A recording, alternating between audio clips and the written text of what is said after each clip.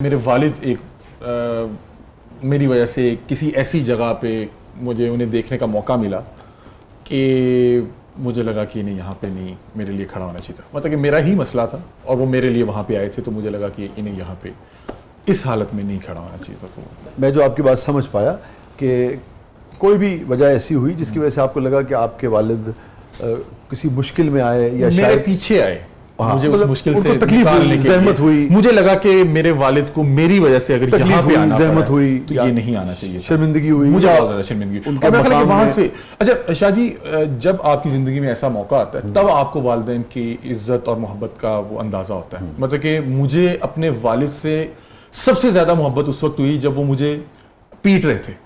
मुझे इतना मज़ा आ रहा था और मुझे मार ईद वाले दिन पड़ी थी और वो इसलिए मार रहे थे, उन्हें लग रहा था कि ये दोबारा उस जगह ना फंस जाए। और मुझे उस दिन इतना उन पे प्यार आया, इतना प्यार आया कि एक बंदा मेरी इस्लाह के लिए मुझे ही पीट रहा है। और मुझे उस दिन अपने वालिद से इश्क हो गया। वो जैसे मतलब कि मोहब्बत नहीं मार रहे थे ना। तो मैं आपको बताया तो कि मुझे एक बार किसी हवाले से, किसी वजह से मुझे थाने जो है वो अरेस्ट हो गया मैं। और ये इस प्रोफेशन में आने से पहले की बात है। तो मुझे अपने वालिद को वहां पे खड़ा देख के मेरा दिल किया कि मैं मर जाऊं।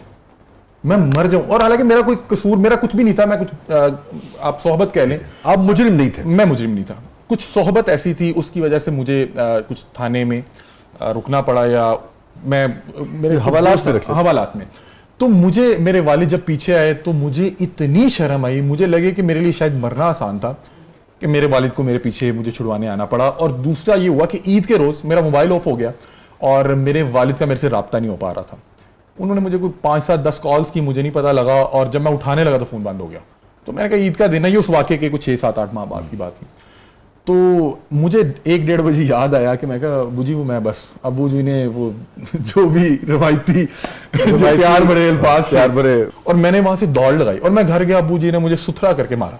और मेरे वालिद साहब का मेरा ये वाला बड़ा प्यार है कि जब उनका दिल करता है तो मुझे ठीक कर लेते, सीधा कर लेते। नहीं तो ये क्या उम्र थी? मेरी उम्र थी गालबन 16, 17 साल या 18 साल। शाह जी, मुझे उस मार के बाद मुझे मेरे वालिद से प्यार हो गया। और मेरे वालिद साहब थप्पड़ बड़ा कौन से मारते हैं कि आप बैठे हुए ढप, आपको नजर नहीं आएगा, वो थप्पड़ नजर नहीं आएगा।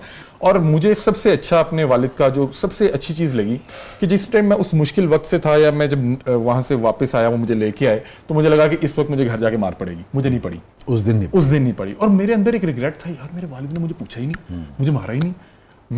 मैं तो एक्सपेक्ट कर रहा था कि जाते मुझे उल्टा लटकाएंगे और मेरी अच्छे से जो है खातर मदारत होगी। उसके 6 माह बाद जब उन्हें दोबारा लगा कि यार ये दोबारा उस दलदल में ना फंस जाए, ये दोबारा किसी और जो है किसी और के गुनाह की सजा या कोई और किसी मसले में ना फंस जाए, उस दिन उनके अंदर वो जो वालिद था मैंने देखा। क्योंकि अब मैं खुद एक वालिद हूं, तो मुझे लिटरली मुझे उस दिन अपने वालिद से इश्क हो गया। मैंने कहा नहीं यार, ये बंदा वो है कि मैं कहीं भी होऊंगा, मैं जहन्नुम में भी होऊंगा तो मेरे पीछे आ जाएगा मुझे निकालने के लिए। मेरे वालिद को मेरी वजह से कोई तकलीफ ना हो। हाँ बिल्कुल ऐसे। कोई भी जो हसास इंसान है, हसास औलाद है, और मेरे ख्याल में जो आप बात कर रहे हैं ना, उसके लिए बहुत ज़्यादा हसास होना जरूरी है। वरना इतनी बारीक बीनी से यूजली औलाद नहीं पहुंच पाती वहाँ जहाँ आप पहुँचे। तो ये अहम बात है। बिल्कुल ऐसे। ये फरमाइए, कोई ऐसी चीज़ ज़िंदगी में जिस पे ज़मीर मलामत करता हो कि अच्छा भाई सानिया कामरान, ये मुझसे ज़िंदगी में गलत फैसला हुआ या गलती हुई? सर मुझे लाइफ में ना हमेशा कभी कुछ कह देने पे होता है कि मुझे ये कहना नहीं चाहिए था। अच्छा। कि जैसे अगर किसी ने बदतमीज़ी की तो मैंने थोड़ा सा कोई एग्रेशन शो कर दिया या चेहरे पे कुछ तासुर में ले आई। यूजुअली मैं I am a very simple, बहुत जैसे क्या कहेंगे इसको, I am a soft person. मुझे अक्सर डिस्करेज किया जाता था कि तुमने मीडिया पे कम जाया करो because you have a very soft face, तो तुम बदतमीज एग्रेशन में नहीं आती हो। तो मैं एग्रेसिव नहीं होती। कभी अगर मैं एग्रेसिव हो जाऊँ तो मुझे उस पर बड़ा रिग्रेट होता है कि मुझे अपना कूल नहीं छोड़ना चाहिए था, मुझे इतनी पेशेंस नहीं छोड़नी चाहिए थी। हाँ जी शाह जी, कोई गिल्ट नहीं, कोई ज़मीर कभी किसी के साथ कुछ ऐसा किया ही नहीं। क्योंकि मैं ज़मीर ने कभी छेड़खानी की कभी क्योंकि शाह जी मैं हमेशा से ना, अगर बचपन में भी किसी के साथ लड़ाई हो जानी और मैंने उसको धक्का दे दिया तो मैं उस रात बड़ी तकलीफ में रहता था कि यार मैंने उसको धक्का दे दिया। वो अपनी अम्मी को रो के दिखा रहा होगा, अम्मी को बता रहा होगा, वो सोच रहा होगा इसने मेरे साथ ये कर दिया। मोहतरमा, हैप्पीएस्ट मोमेंट आपकी ज़िंदगी का? वो मेरी बेटी की पैदाइश का था। माशाल्लाह। मेरी सबसे बड़ी बेटी जो है अभी पढ़ रही है, वो लंदन गई हुई है, तो उसको मैं बहुत मिस करती हूँ। तो अभी आपने जब कहा कि सबसे खुशी तो सबसे पहले मेरे माइंड में वो आया था। साहबजादी याद आई। साहबजादी। और कितने बच्चे हैं आपके? मेरे माशाल्लाह 4 बच्चे। 4 बच्चे हैं। अब ये बाकी 3 आपसे पूछेंगे हैप्पीएस्ट मोमेंट में क्या नाम है साहबजादी का? अलिशबा। हाँ, अलिशबा क्यों है, हम क्यों नहीं है ना, या अलिशबा ही क्यों है, हम क्यों नहीं है? तो मैं हमेशा इनको बच्चों को कहती हूँ कि you are my favourite, you are my favourite, you are my favourite, you are my favourite. आप सबको यही कहती हैं तो they all know. Happiest moment जब मुझे अल्लाह ताला ने ये खास करम किया, मैं इस फील्ड में आया और ख़ास तौर पे जब नियो के साथ जुड़ा, तो जिस दिन मुझे टीवी प्रोग्राम मिला वो मेरे लिए बड़ा हैप्पीएस्ट मोमेंट था कि घर वाले आपको टीवी पे बैठ के देख रहे हैं। मेरे वालिद साहब जहाँ पे हमारा वालिद साहब का ग्रोसरी का स्टोर है, तो वो जहाँ पे है तो वो पूरा सब कारोबार करते जी जी, तो वहाँ पे पूरी मार्केट जो है टीवी लगा के देख रही है कि अली का आज शो आ रहा है, तो मेरे लिए वो बड़ा हैप्पीएस्ट मोमेंट था। सानिया कामरान साहिबा की जिंदगी का सबसे गमगीन लम्हा है, 1-2 बच्चे जब बीमार होते हैं तो आप थोड़ा सा परेशान हो जाते हैं, कभी डॉक्टर के जाना पड़ जाए बच्चे को लेके या कुछ। तो 1-2 दफ़ा हुआ कि बच्चे कुछ ज़्यादा बीमार हो गए, तो वो टाइम बड़ा मुश्किल था। बहुत मुश्किल टाइम होता है माँ बाप के लिए, बहुत यू आर राइट।